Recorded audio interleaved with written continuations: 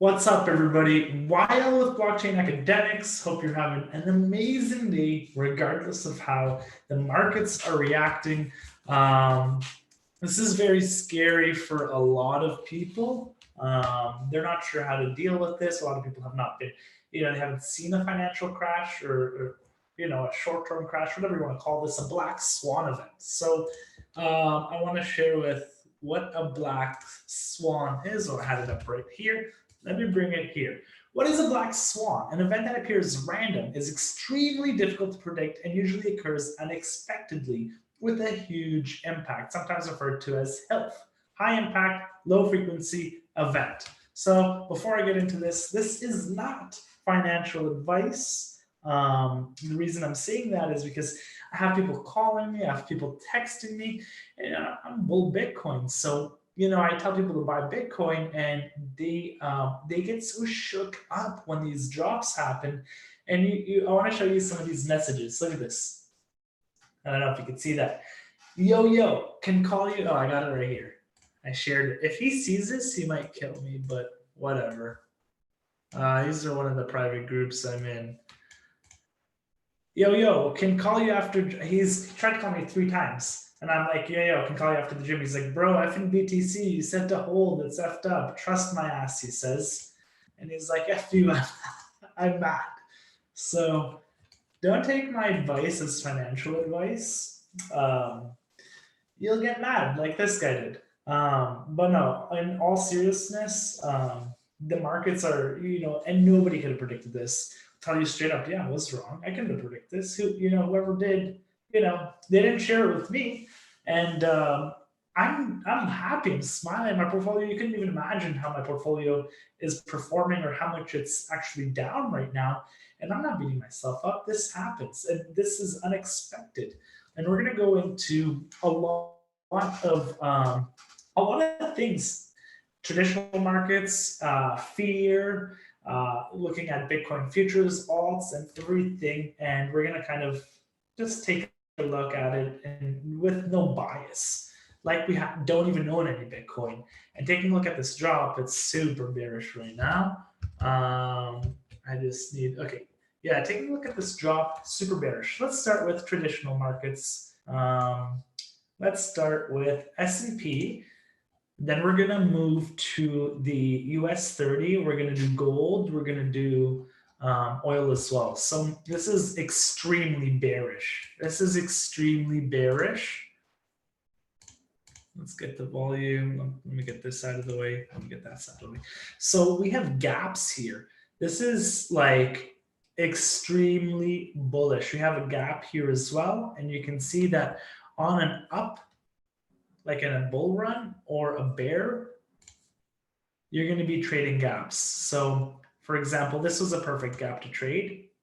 You can see here how it gapped here. It tested this as a resistance, and then it fell back down. Where we have so many gaps. This is crazy. This is so bearish, like the S&P.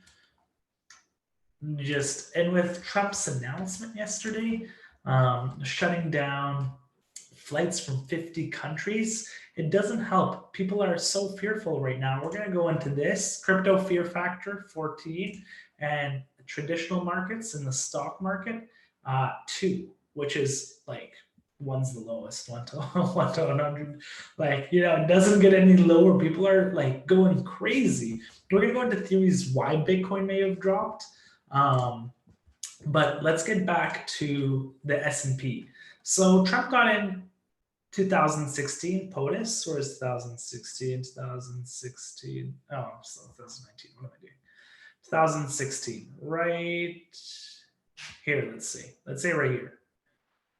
This is done almost more or half of what he's done for the economy in the US.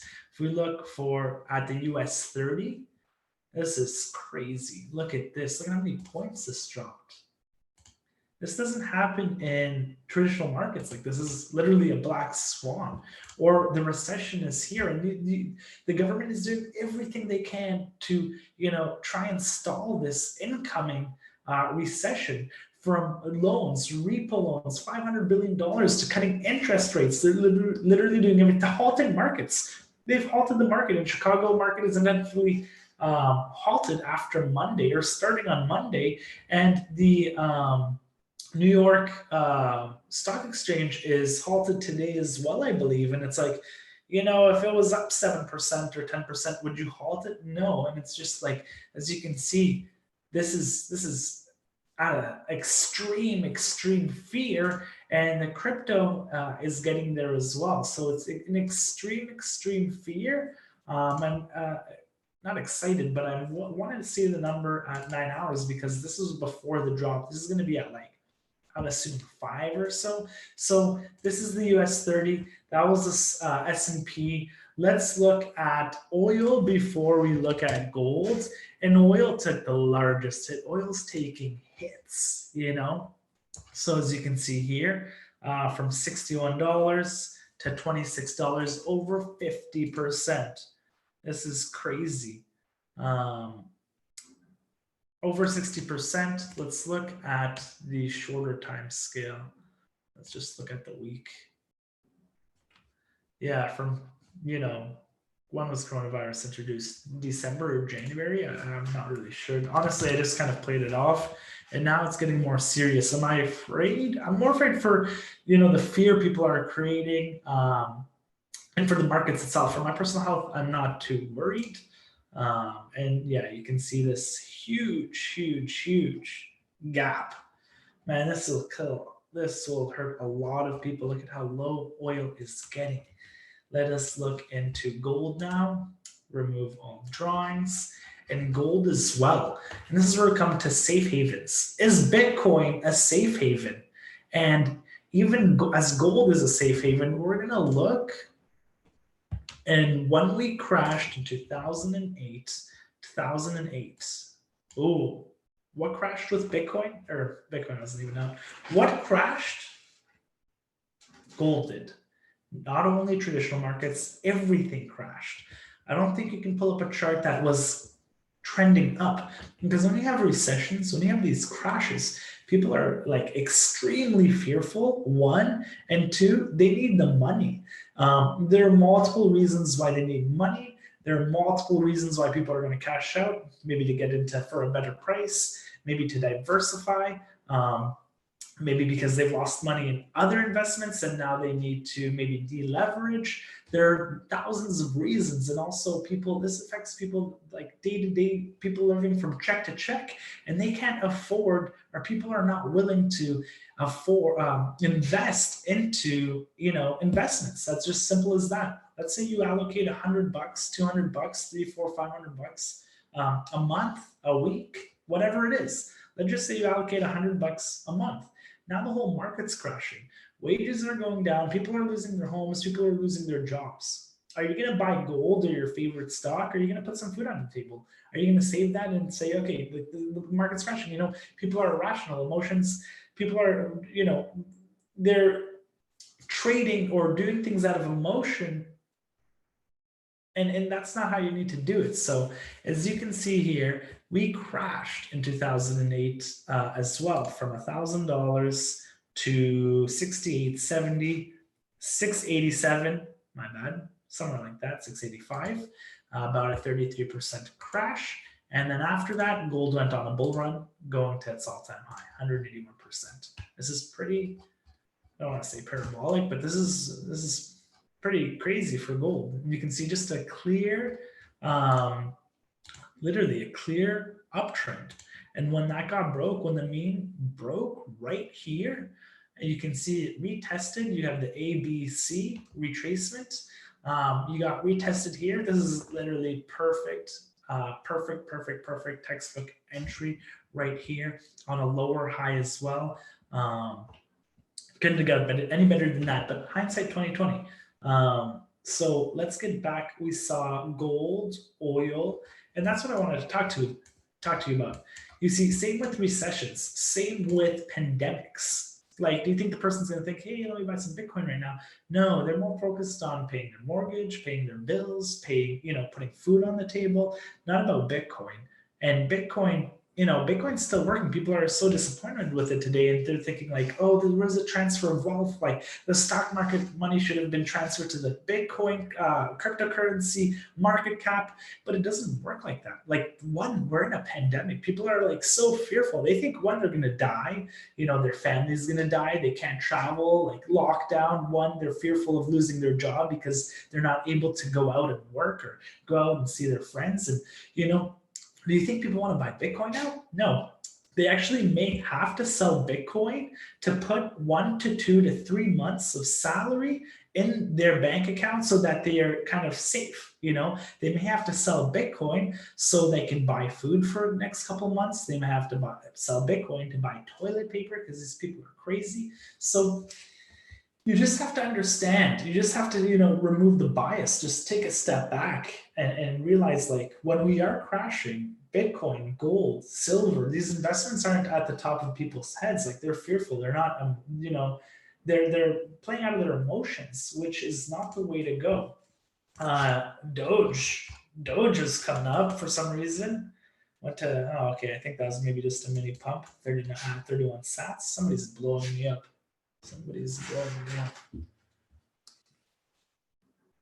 Okay, it's our Discord. So you can join our Discord in the link below. We have trading opportunities. You can reach out to us anytime. You can speak, share your memories, share your trading calls, share anything you'd like to, anything interesting you found. Also get advice from anybody in there. So let's go to Bitcoin. Yeah, this is not looking the greatest. If anything, it would have to hold this bottom here. If it doesn't hold this bottom here, or maybe it doesn't even get to there, that's why I'm really watching to see how this plays out. Bitcoin, yeah, it definitely dumped hard. We were watching for Bitcoin to fill in the gaps. So we're gonna go look at the gaps right now. And filling in the gaps. So what we're going to do is we're going to look at Bitcoin futures. We're going to look at the gaps we filled, and we're going to look at an early indication that we should have sold. And this is one of the reasons why we should have sold. I didn't do it because I'm thinking, how important are these futures? Bitcoin isn't a traditional market, but we're pretty correlated with traditional markets as of right now with the pandemic. So with the Bitcoin futures right now, let me put this on the day. Let me remove these drawings. So basically a rule of thumb is if you gap, and you can see when we gapped here, this was bullish. We gapped, we filled the gap, and this is an amazing entry. Gapped here, we filled it. The price filled it, gapped here, and you can see we filled it over here, gapped here, gapped, filled, gapped, filled. Anyways, you get the point. Every gap ends up filling up. Every gap ends up filling up. So are we going to fill up this 88 to 8,200 gap? We will fill it up on the way up. Or there's literally two things that can happen here. Bitcoin goes to zero, Bitcoin dies, Bitcoin, that's the last we speak of it. Or we fill the gap up on the way back up. But how far are we going to come down? That's, I'm far from guessing from here, especially with this recent pandemic. Like that was the last thing I could have called or even anticipated. So here are the gaps. Let's just fill some of the gaps. And we'll do this quick. We filled that. We filled the gap here. Was that the 700? No, and then there was a small gap here. Yeah, 77, which we mega filled, as you can see. But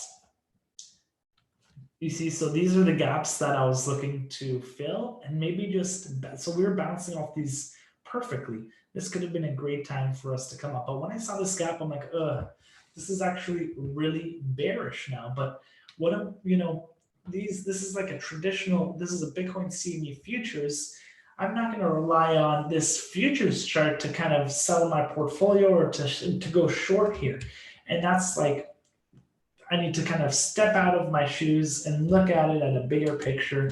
Let's remove these drawings. And then you can see like, this is the next gap that I'm looking to fill. We filled every other gap. And now this is the gap. It's a large one, 91.15 to 82.70. There's a couple ways. This is like a runaway gap. There's a few different types of gaps. There'll be like an exhaustion gap. But like this one, I don't think it could have almost retested here. If we're like lucky, we'll get something like that, and maybe we'll break it. Maybe we'll fill it, come back up. I'm really not sure. I don't even want to guess on what Bitcoin's going to do. I need some more data. I need to watch this for a little bit more. Also, with the world news, it's really correlated what's happening with the traditional markets, what's happening in countries. You know, if countries are going on lockdown, you really got to pay attention to this and how the fear is turning day by day. Is it getting better? Is it getting worse? Because I can tell you, if the US can hold the market or kind of stall the drop, and if this turns around quicker than we've anticipated, maybe in the next month, 2-3 months, then potentially it'll just bounce. It'll be like a V. It'll be like literally like a V. But if this goes on for like 6 months, 12 months, which I highly doubt, then this is not going to look the best. Bitcoin's never been exposed to something like that. With like the recession potentially happening, a pandemic happening, but Bitcoin's still working. It's still producing blocks. So let me go to, this is another thing I wanted to show. It's still producing blocks. People are still mining it. The halving's just around the corner. We are going to look at the crypto fear. We're going to compare when it was this slow. I do want to wait for 9 hours to come by because that drop didn't happen. It happened after this got plotted for the day. So 14 was, 15 hours ago?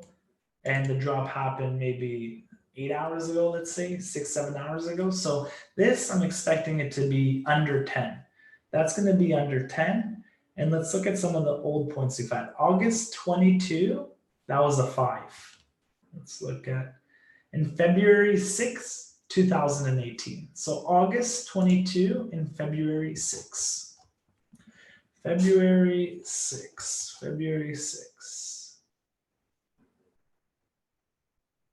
This is on the weekly. So in between here, I'm assuming after this drop happened, this is when we had a similar, not similar actually, it was way fearful. It was at 5. Was it 5? It was at 5, level 5, extreme fear right here. We started consolidating. This was the bottom, or hopefully it is the bottom. Don't want us to keep going. And then what was the other one? February. We did February. I completely forgot. Was it August? August 23, 2019. August 23, 2019. August 23, August. Right here. August 23. Want to know why that was so fearful here.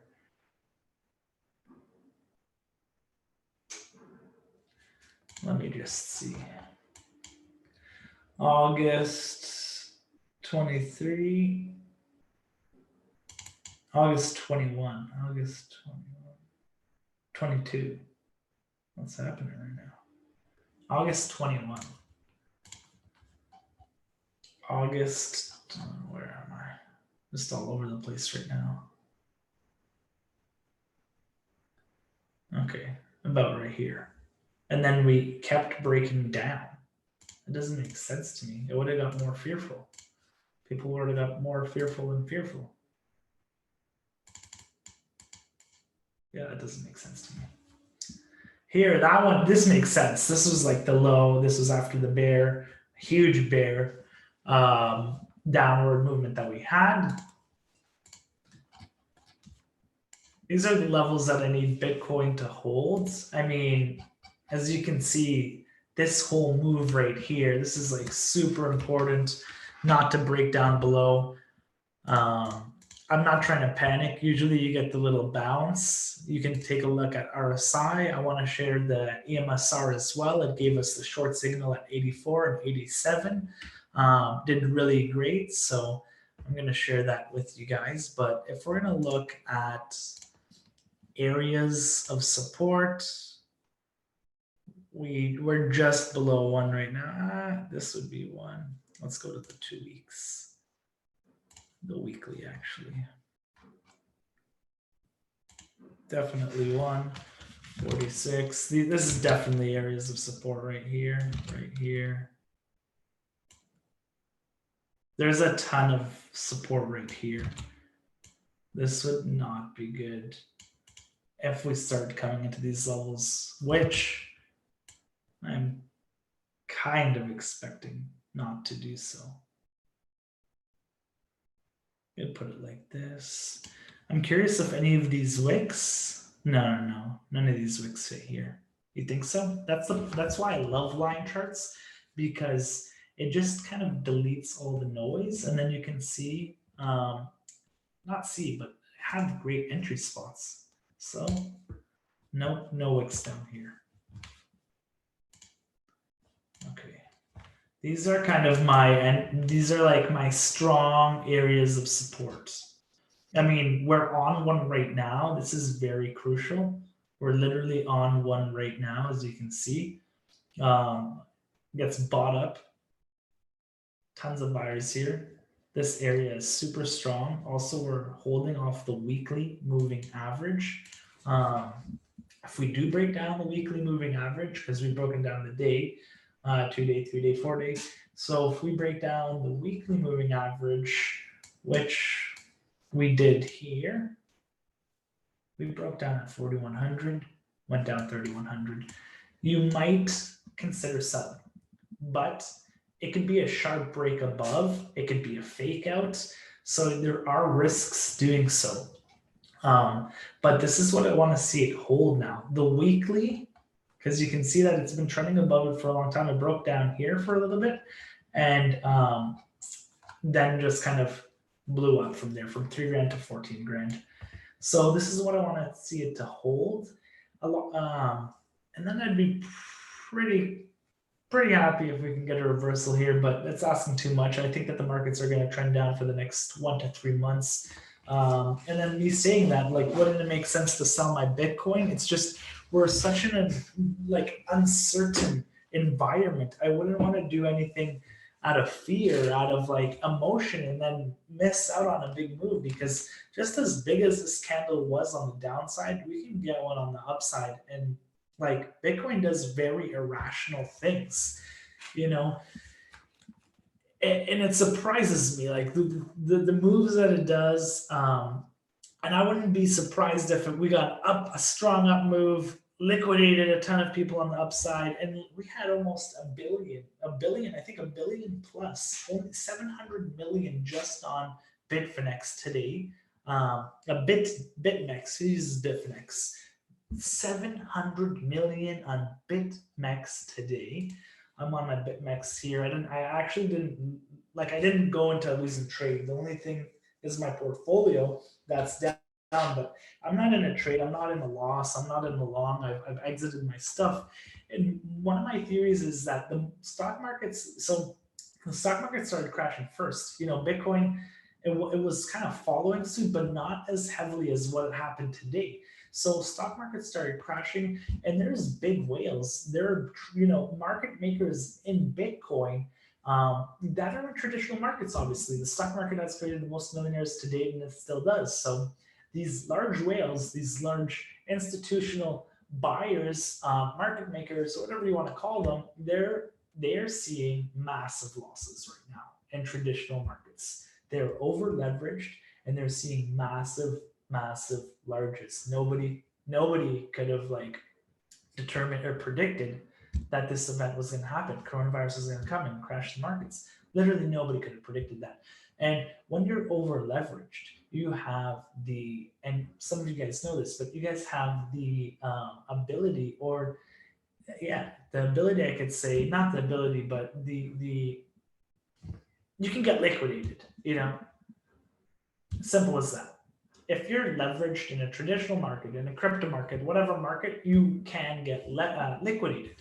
And for you not to get liquidated, so this is when I was fearing a little bit. I had like maybe a Bitcoin or a pretty large order, and my liquidation price, it wasn't close, but it wasn't something I was super, comfortable with, because if I get liquidated, I lose the Bitcoin. So what I did to create a bigger spread, to create more comfortability for my account, more breathing room as well, I sent more Bitcoin. So if these guys are taking traditional losses, like in traditional markets, and they're taking large losses, and they have the potential to get liquidated, or they're getting close to liquidated, they need to pour more money into the markets, especially at these prices. Because when it bounces, they've averaged their buys, and they could potentially get out, or they can start profiting. So when you have hundreds and hundreds of millions of dollars being liquidated from the crypto market, it's, in my opinion, people are trying to, you know, hedge against their portfolios, make sure that they are properly, set up, because most people aren't for these type of events, and most people, it kind of just comes and swoops them and then it goes. So that's kind of my thought on it. Large institutional traders, they're taking advantage of this. Whales are taking advantage of this. They're dumping. I was expecting a shakeup, nothing like this, nothing like with coronavirus, this like you know, coming out of the blue and just like shutting down every market. Um, so I was away for the last 2 weeks, didn't have any videos, but we're going to come at you guys daily. We're going to try and share some safe trades for you guys. So MSR, as I said, has called these on the 4 hour, went short of 82.27. And on the 15-minute, it went short at 87, I believe. So the way this works is, for it to give you a trade, it needs to close out this trade. As you can see here, we went long at 81.59. It went to 10 grand, and then it closed out the long, and then it gave you a short signal. So with MSR to work, it needs to close out this short. So we either need to bounce, it closes the short, or we're going to be short for a little bit. And after doing so, MSR will give you another signal, buy or sell. And this was a perfect buy signal here. And this was an amazing buy signal here. Go long at 3,600. Price hit 13,800, 10 grand. If you bought one Bitcoin, you'd be up 10 grand for every Bitcoin. That's not including any margin trading, leverage trading, and which would exponentially grow your profits. So I'm going to be on top of this. I shared the short on the 15-minute and the 4 hour in our Discord, and I will be updating the positions. I'm going to be watching this very closely. I'm going to try and share some safe trades with you guys, because this can get way worse. It can get way worse. I'm expecting it to get a little bit worse. I'm holding and just going to try and trade and try and take advantage of the situation we're in. So make sure to subscribe, like, comment. I'm going to be on tomorrow. And if you got to just walk away from the computer, it's really tough sometimes. People can't stomach these types of losses. As I showed you, the guy messaging me, he called me 3 times. I'm at the gym, and I guess he's not too happy, but it's kind of funny. I guess it's not too funny, but everybody knows the risks in investing, and I know it's not affecting him in any way possible. If I had a friend ask me and I knew their financial situation, and I knew it wasn't the greatest, would I recommend to get into Bitcoin for them? Probably wouldn't. But I knew his financial situation. So make sure to subscribe, like, comment to make sure you're on top of all the opportunities. And that's about it. Thank you for watching. Like I said, stay strong. This could really affect somebody's emotions, the mindset they currently have, and it can kind of clog your brain with these bad thoughts or just horrible ideas on what to do next in the market, which will just ultimately leave you in a worse position. So walk away, go to the beach, smoke a joint, go for a drink, pray, meditate, call your wife or husband, do whatever you got to do. Just don't revenge trade. That's all I ask. Do not revenge trade, and I'll see you guys tomorrow.